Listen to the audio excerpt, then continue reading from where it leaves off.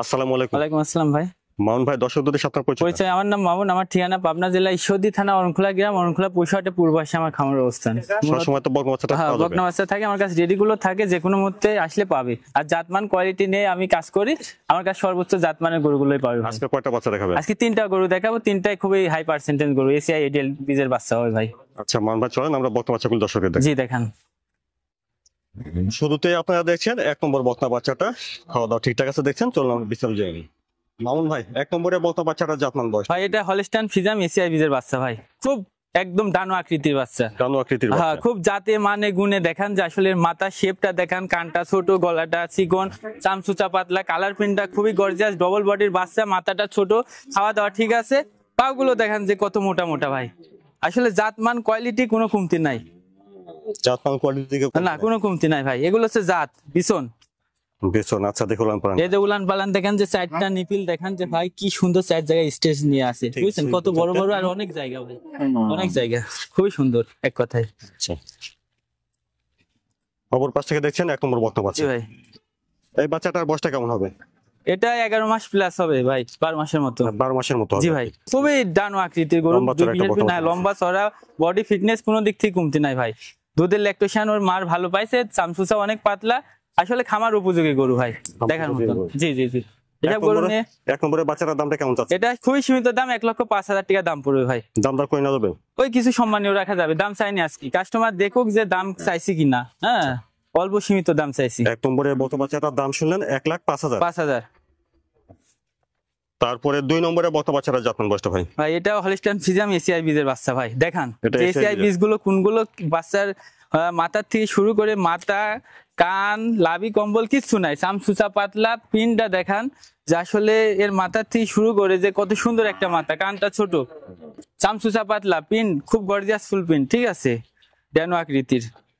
ডানো আকৃতি। জি জি, খুব high quality double বডির বাচ্চা হয় ভাই, পাগুলো মোটা মোটা আছে, মাজার শেপটা খুব ভারী মাজা, খুবই সুন্দর।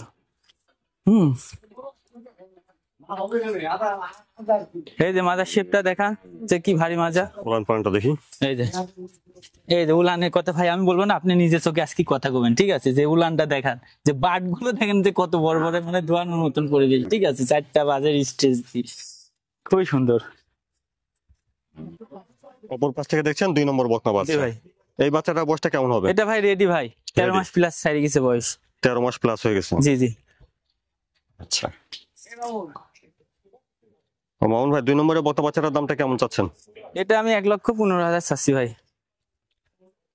2 নম্বরে হ্যাঁ, বকনা বাচ্চাটা 1,15,000। হ্যাঁ, খুবই একদম 1,15,000। সেপারেটে আজকে গরু দিয়ে দেবো ভাই। 2 নম্বর বকনা বাচ্চাটা 1,15,000। জি জি জি। তারপরে দেখছেন 3 নম্বর বকনা বাচ্চা। জি ভাই, 3 নম্বরে বাচ্চাটা জাতমান বয়সটা? এটা ভাই হলস্টাইন ফ্রিজিয়ান এডিএল বীজের বাচ্চা। হ্যাঁ, এটা এডেল বীজের। হ্যাঁ, খুব এডিএল বীজের বাচ্চা, দেখান এডিএল বীজ বাচ্চাগুলো কেমন হয়, ঠোঁটটা গোলাপি হয়, ঠোঁট গোলাপি, মাথা ছোট, ঠিক আছে, কান ছোট, চামচুচা পাতলা, কালার প্রিন্ট খুবই সুন্দর, একদম গর্জিয়াস ফুল গরু ভাই। আর লম্বা চড়া আছে? হ্যাঁ, লম্বা চড়া, কোনো দিক থেকে কমতি নাই, সারি গরু আছে, যে কোনো মুহূর্তে হিটে আসবে, যে কেউ নিয়ে খামার করতে পারবে, খুব কোয়ালিটির বাচ্চা। উলান পালানটা দেখেন। জি, কত বড় বড় নিপিল গুলো দেখান। উলান পালান ঠিক আছে। খুবই সুন্দর, খুবই জাতের গরু ভাই, এসব গরু নিয়ে খামার করতে পারলে কোনো ব্যক্তি ঠকবেন না। অপর পাশ থেকে দেখছেন 3 নম্বর বকনা বাচ্চা।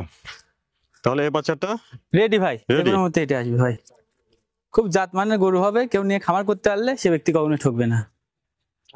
3 নম্বরে বকনা বাচ্চাটার দামটা কেমন? ভাই এটা 15 দিয়ে দিলাম, জান, 1,15,000। আর 3 নম্বরে বকনা বাচ্চাটার দাম 1,15,000। 1,15,000। জি জি জি।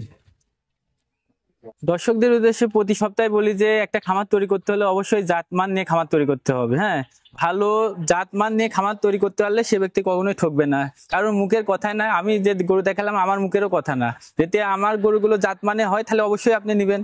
যে আমার কথা একটাই, যে যেখান থেকে গরু ক্রয় করুক কাস্টমার, অবশ্যই জাত মান কোয়ালিটি বাইজিক বৈশিষ্ট্য দেখে গরু ক্রয় করতে হবে, ঠিক আছে, তাহলে ওই ব্যক্তি কখনোই লসের ভাগী হবে না। অনেকে কয় যে ভাই লস হয়েছে, এই হয়েছে, ওই হচ্ছে, আসলে 30, 35, 40 হাজার টাকায় দিয়ে ভালো গরু হয় না।